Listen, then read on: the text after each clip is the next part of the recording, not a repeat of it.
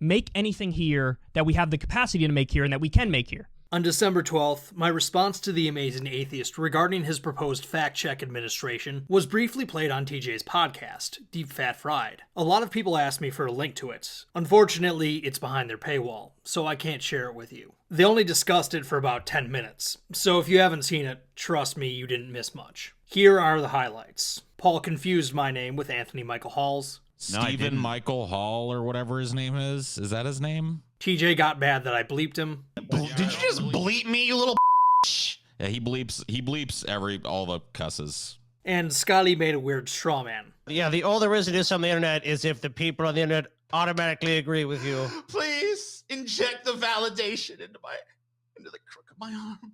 Please. Yeah, I mean, everyone's free to disagree. I guess what's the only thing Scuba Steve cares about is validation. I still got a vein open somewhere. I know it. He only cares if people agree with him. Okay, got you, Scuba Steve. I figured that people watching would be smart enough to distinguish between merely pointing out that someone has staked out an unpopular position and making an appeal to popularity. But obviously that wasn't true in all cases. Now, those of you who watch this channel know that I place very little stock in public opinion. You probably also know that I place even less stock in supposed proxies for public opinion, like crowd sizes, Twitter ratios, comment sections, TV ratings, etc. Being on the wrong side of any of those things doesn't mean you're incorrect, and having the crowd on your side in no way, shape, or form proves that you're right. That said, someone being on the wrong side of these things can still be funny, like when Jackson Hinkle got ratioed by his own parents. It's even funnier when the person on the wrong side of these things is someone who constantly invokes public opinion. I'm sure you guys know exactly who I'm talking about. The stuff we push for on the left, all of the polling shows that it's overwhelmingly popular. You know what the polls say? The polls show that we have the more popular positions. When you look at the polling data, going by the polling data, it polls over 50%. I've already seen polls. Go to any poll on the actual issues. That's right. Today we'll be discussing our favorite man of the people, Mr. Opinion Polls himself, Kyle Kulinski. Now, like most large YouTubers, Kyle has a very loyal audience. I tend to hear from them when I talk about him. You're talking about Kyle again? You're so obsessed with him. You never talk about policy either. All you do is, hey, wait, what are you doing? No! Anyways, they don't seem to think that pointing out logical flaws in someone's arguments is a worthwhile endeavor. No, they like policy talk, which is why they love Kyle as much as they do. He is a policy wonk after all. I would put my knowledge up against anybody else in this business in terms of like knowing the history of stuff, knowing the ins and outs of the policy details. With one exception, Michael Brooks is the only person who could absolutely kick my on international political knowledge. So to those of you Kulinski fanboys who came here, don't worry, we will be talking about policy today. In fact, we'll be talking about a policy that a lot of Kyle's own audience doesn't agree with him on. Comparative advantage. Back in 2018, Kyle made a video where he praised then-President Trump for his steel tariffs. This is something I actually agree with, and I'm actually kind of frustrated and annoyed when people who think they're left-wing just shit on this endlessly, as if it's like, well, obviously we're all in favor of free trade. What the fuck are you talking about? Well, at least admit, okay, so I have to admit, I'm on the side of Donald Trump on this one. Fair enough.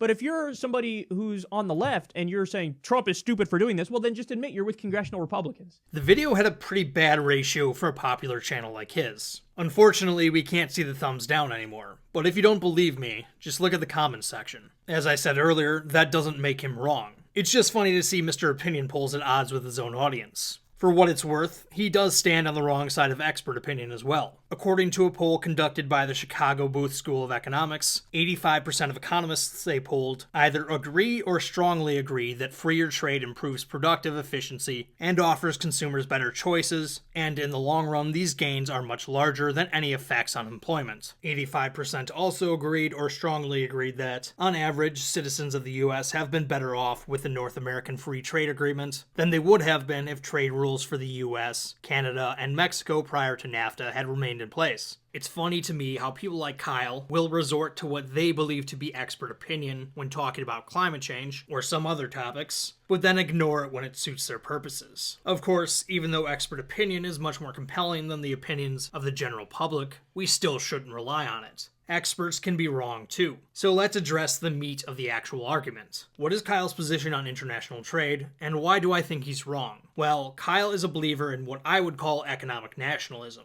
Bring back American manufacturing in a strong way, and basically make anything here that we have the capacity to make here and that we can make here. Because then you'll have more goods, and there won't be the shortage of goods. On its face, it sounds reasonable. Making what we can here would resolve a lot of international supply chain problems, alleviate potential national security concerns, and more Americans would be employed in manufacturing. Or so I've heard. That all sounds fairly reasonable and desirable, doesn't it? Wouldn't you pay a little more for stuff in exchange for all of that? Well, there are a number of problems with all of that, and I've talked about them extensively on this channel. Today, I'm going to be doing something slightly different here, though. Instead of talking about the downsides of protectionism, I want to discuss the benefits of trade. One of the better comments on the video I mentioned earlier comes from a user called Beatles95. Beatles asks, is comparative advantage in Kyle's vocabulary? I have no idea if Kyle understands the concept of comparative advantage, but if he doesn't, he certainly wouldn't be alone. There's actually an essay written by Paul Krugman all the way back in 2002 titled Ricardo's Difficult Idea, where he discusses why intellectuals typically don't understand comparative advantage. I certainly don't think Kyle is an intellectual, and as far as I know, he doesn't claim to be either, but Krugman's arguments apply to him and many others as well. One of the problems, as Krugman notes, is that comparative advantage is oftentimes explained mathematically. That's certainly how I learned about it when I was in school. Like a lot of things in economics, I think most people would get a better grasp of it were it explained to them in plain English. So here's how Thomas Sowell explained the concept in his book, Basic Economics. To illustrate what is meant by comparative advantage, suppose that one country is so efficient that it is capable of producing anything more cheaply than a neighboring country. Is there any benefit that the more efficient country can gain from trading with its neighbor? Yes. Why? Because being able to produce anything more cheaply is not the same thing as being able to produce everything more cheaply. Where there are scarce resources which have alternative uses, producing more of one product means producing less of some other product. The question is not simply how much it costs, in either money or resources, to produce chairs or television sets in one country compared to another country, but how much chairs it costs to produce a television set when resources are shifted from producing one product to producing the other. Similar principles apply on a personal level in everyday life. Imagine, for example, that you are an eye surgeon and that you paid your way through college by washing cars. Now that you have a car of your own, should you wash it yourself or should you hire someone else to wash it? Even if your previous experience allows you to do the job in less time than the person you hire, obviously it makes no sense to you financially or to society in terms of overall well-being for you to spend your time sudsing down an automobile instead of being in an operating room saving someone's eyesight. In other words, even though you have an absolute advantage in both activities, your comparative advantage in treating eye diseases is far greater. Let's look at a real-life example where the federal government has implemented Kyle's policy of, if we can make it here, we should. The sugar industry. I've talked about the protectionism in this industry in a previous video. Feel free to watch that if you like. I will not be repeating what I said there. Instead, I will be going over what we're missing out on by not engaging in commerce with the rest of the world in this industry. Federal statute mandates that 85% of the sugar sold in the United States must be grown domestically. Most of our domestic crop comes from sugarcane grown in more tropical regions, and sugar beets, which are grown in more temperate states. Since import restrictions make sugar prohibitively expensive, a lot of sweets manufacturers have substituted sugar with high fructose corn syrup, which of course is made out of corn. I've heard some people argue that high fructose corn syrup is worse for you than sugar. I honestly can't speak to that, so I'll remain agnostic on that question for the purposes of this video. And some people also say that soda and other sweet products taste better with sugar than the stuff made with high fructose corn syrup. That strikes me as a matter of preference, which again, I can't speak to. What I want you to consider is all the land, resources, and labor that go into producing sugar domestically, and what those resources could go to if they were freed up. Let's start with sugarcane. Sugarcane only grows naturally in tropical regions. That means that the areas in which it can be grown in the United States are quite limited. Its industrial production is relegated to 3 states: Texas, Louisiana, and Florida.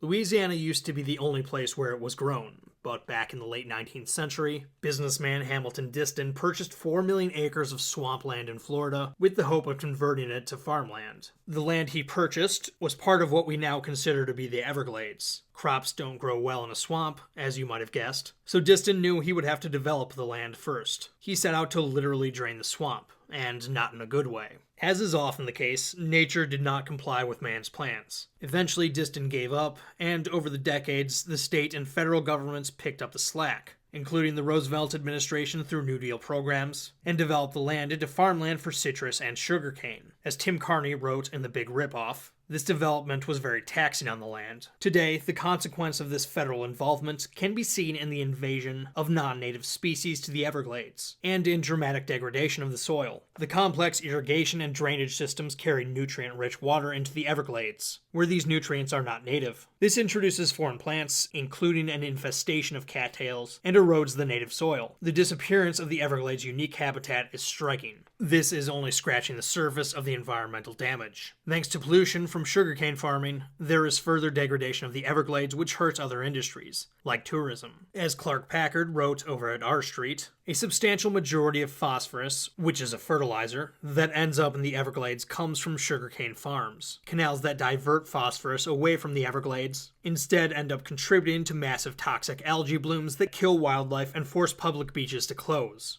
The sad part about all of this is that we can still have sugar without the destruction of the Everglades. As Packard continues, the reality is that neither Florida nor Louisiana is ideal for sugarcane production, and even the application of phosphorus and nitrogen-rich fertilizers doesn't allow for production as efficient as elsewhere in the world. There are plenty of nations around the world, particularly to our south, where sugarcane is more suited to the natural environment, and where the terrain is more hospitable to industrial-scale farming. These parts of the globe are better at growing sugar. We should seek to benefit from their natural advantage. Just because we can produce sugar here doesn't mean that we should. One of the things I bashed Kyle for is that he simultaneously says that the United States declining to trade with a nation makes them poor. But it is incredibly dishonest to talk about what's happening in Cuba without bringing up the U.S. embargo. We have 240 sanctions on that country. The protests were very clear. There's a shortage of food. There's a shortage of medical supplies. They want more food. They want more medical supplies. If the U.S. lifts the embargo, that would instantly help the people of Cuba. It's not an opinion. That's a fact. While also saying that our trade with foreign nations impoverishes them. The other thing is, stop with the disastrous trade deals. Now listen, to be fair, I don't know how much the Guatemala situation is related to a trade deal because I don't know the specifics of the U.S. trade situation with Guatemala. So I don't know if that one pertains to this specific country, but in general, yes, if we stop the disastrous trade deals, then people wouldn't be fleeing from economically dilapidated places. Obviously, both of these things can't be true at the same time. The truth is, Kyle was right the first time. Trade makes people and nations wealthier, and preventing trade does the opposite. For centuries, kings, emperors, popes, and merchants fought wars, crossed oceans, and made deals just to keep trade routes open, or create new ones, because they knew that access to other lands for the purpose of commerce would make them wealthier. The same is true today. And unfortunately, while U.S. consumers are paying higher prices for sugar here, sugar producers in the Caribbean and Latin America are also struggling thanks to protectionism. As Bilal Maneka writes in their article for the Council on Hemispheric Affairs, the sugar industries in Guyana, Jamaica, Barbados, Trinidad, and Belize now face difficulty in exporting sugar due to protectionist U.S. sugar policies. In most Caribbean islands, the Agriculture Production Index, a measure of aggregate agricultural production in a given time period, has been declining in the past few decades because of U.S. farm subsidies. For instance, in Jamaica, the index declined by 16.6% from 1996 to 1997. U.S. sugar protectionism is not the only reason for this decline. The European Union also practices protectionism on sugar, and these countries have problems of their own, but it is arguably the most important factor. Again, both people in the United States and people in these nations would gain enormously from mutually beneficial exchange. But what about the people who work in the sugar industry in the US? Won't they lose their jobs if we shift production overseas? I have no doubt that some of them will, but other parts of the economy and other workers would benefit from the lower prices, especially since sugar is an important input for many other products. Higher sugar prices had a negative effect on bakeries and confectionaries, as well as large manufacturers of soda and other sugary products. As Colin Grabow over at the American Enterprise Institute writes, according to a Wall Street Journal analysis of U.S. Census Bureau data found that total U.S. confectionery manufacturing employment declined by 22% from 1998 through 2011, while a 2006 Commerce Department study concluded that for each sugar growing and harvesting jobs saved through high U.S. sugar prices, nearly 3 confectionery manufacturing jobs are lost.